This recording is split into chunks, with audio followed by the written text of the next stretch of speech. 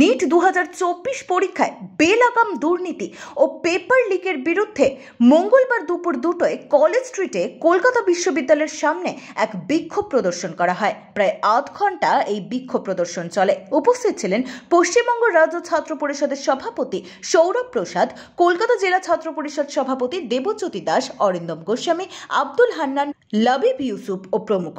উল্লেখ্য, এবছর সর্বভারতীয় ডাক্তারি প্রবেশিকা পরীক্ষা নিটের ফল নিয়ে বিক্ষোভ ক্রমশ বাড়ছে। এ নিয়ে মামলাও উঠেছে আদালতে।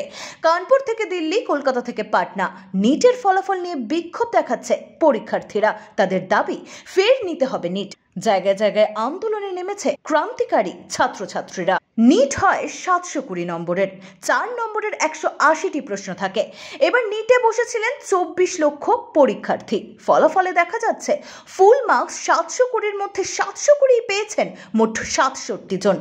অর্থাৎ এইমসের মতো প্রতিষ্ঠানেও সবাই সুযোগ পাবে না। কেউ কেউ পেয়েছেন 718 কিংবা 719। এখানেই সন্দেহ। কেউ কোনো প্রশ্নের উত্তর না করলে তার পাওয়ার কথা 4 নম্বর কম। অর্থাৎ মার্কস 718 বা 719 না হয়ে উচিত ছিল 716।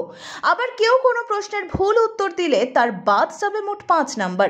সেক্ষেত্রে নম্বর পাওয়ার কথা 715। অর্থাৎ 718 নাম্বার পাওয়া একেবারেই অস্বাভাবিক। আরও অভিযোগ উঠছে, হরিয়ানার একই সেন্টার থেকে 8 জন ফুল মার্কস পেয়েছেন। এছাড়াও প্রশ্ন ফাঁস থেকে অন্যায়ভাবে গ্রেস নাম্বার। নিটের দুর্নীতির অভিযোগ তুলে পুনরায় পরীক্ষার দাবিতে সুপ্রিম কোর্টে দায়ের হয়েছিল মামলা। তবে সে আর্জি খারিজ করল দেশের শীর্ষ আদালত। খারিজ হয়েছে পুনরায় পরীক্ষা নেওয়ার আর্জিও। ব্যুরো রিপোর্ট, এক্সপোজ বার্তা।